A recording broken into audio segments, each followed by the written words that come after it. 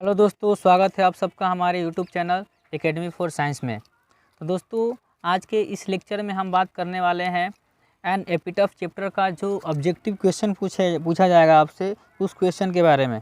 ठीक है, तो वीडियो शुरू करने से पहले यदि आप इस चैनल पर न्यू हैं तो प्लीज़ चैनल को सब्सक्राइब कर ले और बेल आइकन को प्रेस कर दे ताकि नए नए वीडियो का नोटिफिकेशन आप तक सबसे पहले पहुँच सके। तो चलिए दोस्तों, शुरू करते हैं।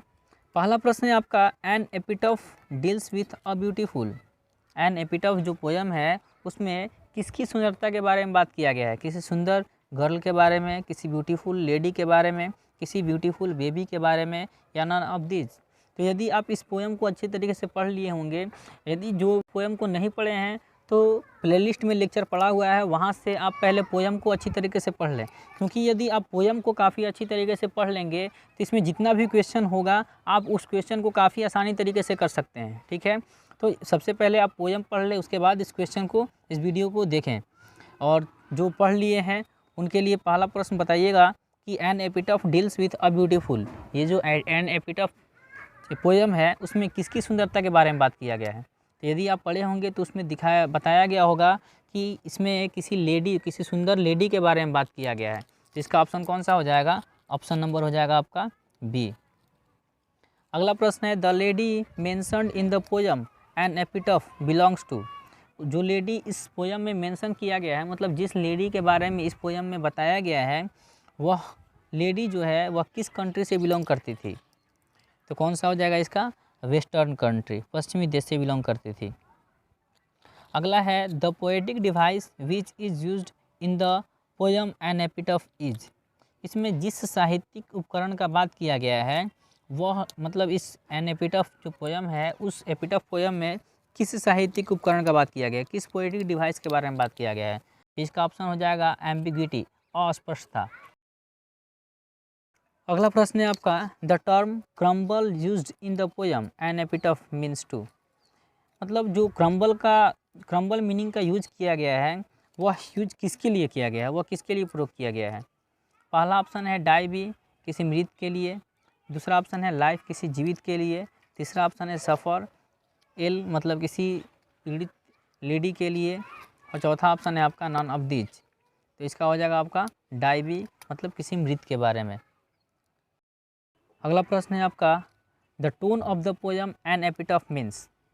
एन एपिटफ में जो मेन टोन है, मतलब जो मेन उद्देश्य है वह क्या है, किसके बारे में बताया गया है? किसी खुशी के बारे में, हैप्पी। दूसरा मेलानकॉली, मतलब किसी उदासी के बारे में। तीसरा रोमांटिक के बारे में। चौथा नन ऑफ दिस। तो क्या हो जाएगा आपका? मेलानकॉली, उदासी के बारे में।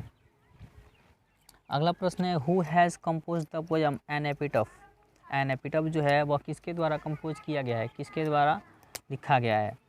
तो कौन थे इसके लेखक? Walter de la Mare. Option number A हो जाएगा इसका।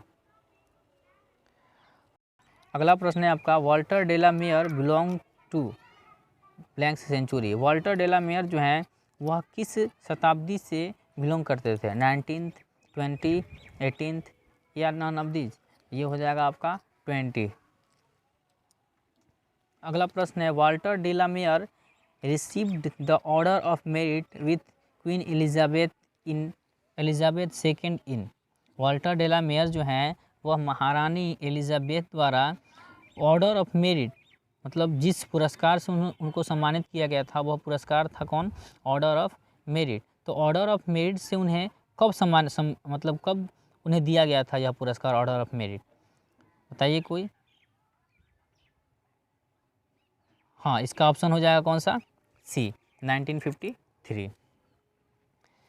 नेक्स्ट प्रश्न है आपका, Walter de la Mare Walter de la Mare जो थे वह निम्न में से क्या थे? कोई कवि थे, अ पोएट थे। दूसरा अ नॉवेलिस्ट थे। तीसरा अ शॉर्ट स्टोरी राइटर थे। चौथा ऑल ऑफ दीज, या चारों थे। तो ये हो जाएगा आपका चारों। ठीक है, पोएट भी थे, नॉवेलिस्ट भी थे, शॉर्ट स्टोरी राइटर भी थे। ठीक। अगला प्रश्न है आपका, Walter de la Mare shows fresh interest in blanks theme. Walter de la Mare जो हैं वह अपना ज़्यादातर इंटरेस्ट किस में दिखाया करते थे? ठीक है, पहला option old, second option medieval, तीसरा option love, fourth option none of these. तो पुरानी चीज़ों के बारे में मतलब काफ़ी जो पुराना हो उसके बारे में वो बहुत ज़्यादा इंटरेस्ट दिखाते थे। ऑप्शन हो जाएगा इसका ओल्ड। अगला क्वेश्चन है Walter de la Mare has written the poem. Walter de la Mare जो हैं वह निम्न में से कौन सा पोयम लिखे हैं? कौन सा हो जाएगा? एन एपिटफ। आंसर डी हो जाएगा इसका। अगला प्रश्न है वाल्टर डेलामेयर नीन वीर who is now dead. Walter de la Mare जो है वह निम्न में से किसके बारे में मतलब वर्णन किए हैं जो कि अब मर चुकी हैं? तो वह कौन थी? लेडी थी। ऑप्शन हो जाएगा आपका बी। अगला प्रश्न है आपका the poet feels that after his death nobody will blanks her. Poet को ऐसा लगता है कि मेरे मर जाने के बाद कोई उन्हें नहीं करेगा। क्या नहीं करेगा?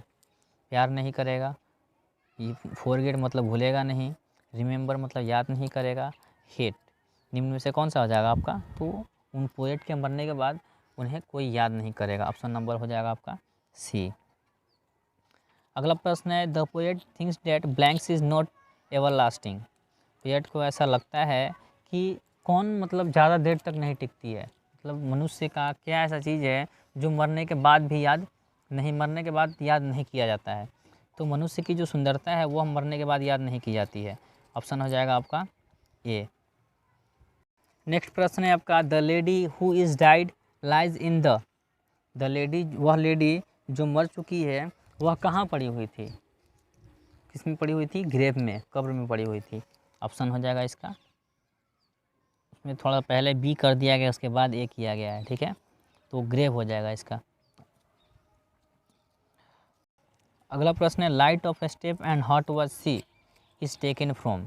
यह जो लाइन है light of step and heart was she वह किस पोएम से लिया गया है? किस पोएम से लिया गया है? एन एपिटफ।